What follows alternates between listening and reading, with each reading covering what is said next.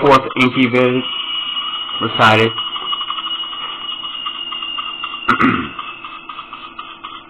When the law was changed, the other princes were contending. Wars there were, rebellion there was not. As his spouse Anshar, a half-sister of Chus, he made his first wife. By the name Kishar she was called. Thus was the law. Destiny continued. In the reign of Anshar, the fields diminished their yields, fruits and grains lost abundance. From circuit to circuit, which I think means orbit to orbit. That's one thing accurate I got from the other interpretations. From circuit to circuit, nearing the sun, heat grew stronger. In the faraway abode, coolness was more biting. In Agade, the throne city, the king, those of great understanding assembled. Learned savants, those of great knowledge, to inquire were commanded. The land and the soil they examined, the lakes and streams they put to the test. It has happened before. Some gave an answer. Nibiru in the past colder and warmer has grown. Sounds like climate change on Nibiru. A destiny it is in the circuit of Nibiru embedded. Other of known edge, the circuit observing Nibiru's destiny, the blame did not consider. In the atmosphere a breaching occurred. It's probably a breaching has occurred. Typo. That was their finding. Volcanoes of the atmosphere forbear, less belching for spitting up. Less carbon in the atmosphere, it sounds like. Nibiru's air has thinner been made, the protective shield has been diminished. In the reign of Anshar and Kishar, a pestilent art field made apparent, toil could them not overcome. Their son Enshar, then the throne ascended, of the destiny, the sixth he was. Lordly master of the Shar, the name did signify. With great understanding he was born, with much learning he mastered much knowledge. To remedy the afflictions was he sought. Of Nibiru heavenly circuit he made much study. In his Super Son's family, of 5 members that embraced planets of dazzling beauty. For cares to their afflictions, their atmosphere he caused to be examined. To each he gave a name.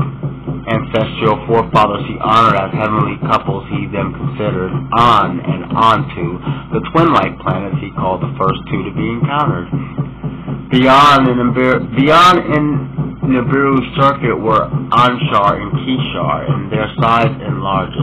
As a messenger, Gaga among the others coursed sometimes first Nibiru to meet.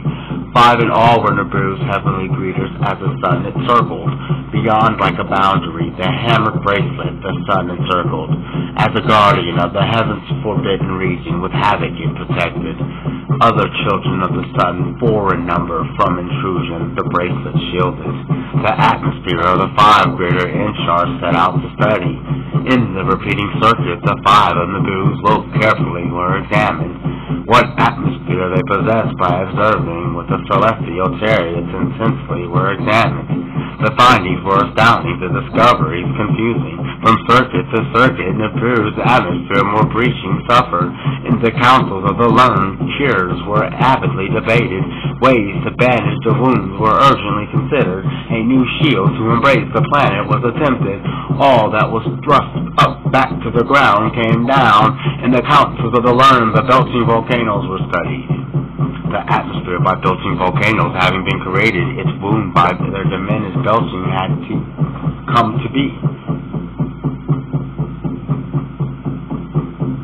Let with invention new belching be encouraged. Let volcanoes spew again, one saga group was saying. How the feat to achieve? With what tools more belching to attain, none the king could inform.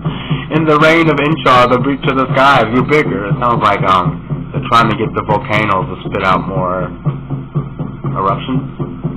Rain was withheld, winds blew harder, springs from the depths did not rise. In the land there was an accusation that breasts of mothers were dry. In the place there was distress, an accursation, therein took hold. The first time it said accursation. The second time it says in the palace there was distress, an accursation. So basically, in the palace there was a curse therein that took hold. As his wife, Enshar's first wife, A half-sister did produce, by the law of seed abiding. Ninshar was her name, by the Shars the lady. Of the Shars the lady of the year, they're calling her basically. A son she did not bear. By a concubine to Inshar a son was born. The firstborn son he was. By Ninshar, first wife, a half-sister, a son was not brought forth. By the law of succession, the concubine son, the throne ascended. The seventh to reign he was. Du-Uru was his royal name, and the dwelling place fashioned was his meaning. In the house of concubines, not in the palace, was he indeed conceived. As his spouse a maiden from his youth beloved Du-Uru chose, by love, not by seed, a first wife he selected. Du-Uru, Da-Uru was her royal name. Who is by my side is what it meant. In the royal court confusion was rampant. Sons were not heirs, wives were not half-sisters. In the land suffering was increasing, the fields forgot their abundance among the people, fertility was diminished, in the palace fertility was absent. Neither son nor daughter was brought forth. Of On-Seed 7 were the rulers, then of his seed the throne was dry. Da-Uru, a child of the palace gateway found, as a son she embraced him. Du-Uru, in the end as a son he adopted, legal heir decreed. Lama, meaning dryness, was given his name, I guess because he was born during a drought.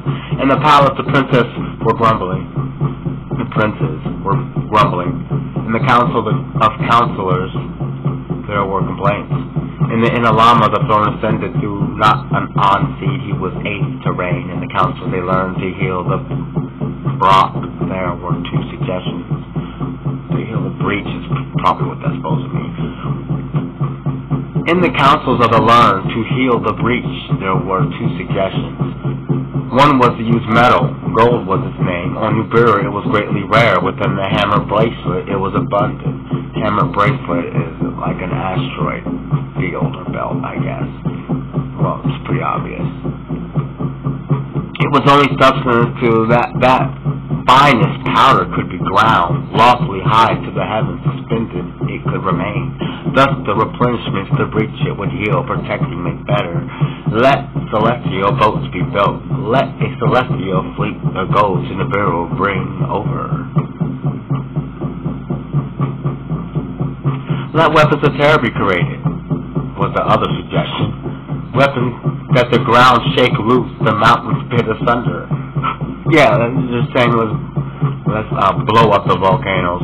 With missiles the volcanoes to attack, their dormancy to besteer, their belching to increase, the atmosphere to replenish, the breach to make disappear. For decision Lama was the feeble, the choice to make he knew. One circuit Nibiru completed, two Shars Nibiru to count continued, in the field of affliction was diminished, by volcano belching the atmosphere was not repaired. A third Shar passed, a fourth was counted, gold was not obtained, and the land strife was abundant, food and water were not abundant, and the land unity was gone, accusations were abundant, and the royal court, savants were coming and going, council were rushing in and rushing out, the king of the words paid no attention, counseling from the spouse he only thought, Lahama was her name. If destiny would be, let us breach the great cater of all to the king, she said, beseeching that actings provide the only hope. In the royal court, the princes were astir. At the king, accusations were directed, foolishly reasons, greater calamities instead of cure he brought forth. From the olden storehouses, weapons were retrieved. A rebellion there was much speaking. A prince of the royal palace was the first to take up arms. By words of promise, the other princes agitated. Alalu was his name. Let Lama be the king no more. He shouted, let decision supplement hesitation. Come, let us unnerve the king in his dwelling. Let his throne be abandoned. The prince to his word gave heed. The gate of the palace they rushed. The throne room was restricted. Like onrushing waters they went. To the tower of the palace the king escaped. Alulu was his pursuing. In the tower there was a struggle. Lahama fell down to his death. Lahama no more. Allahu shouted, the king is no more. With glee he announced. To the throne of Allahu rushed. To the throne he was seated. Without right or counsel the king himself pronounced. In the land unity was lost. Some was death of Allahu rejoiced. Others by Allahu's seed were saddened. Now let's account for the kingship of Allahu.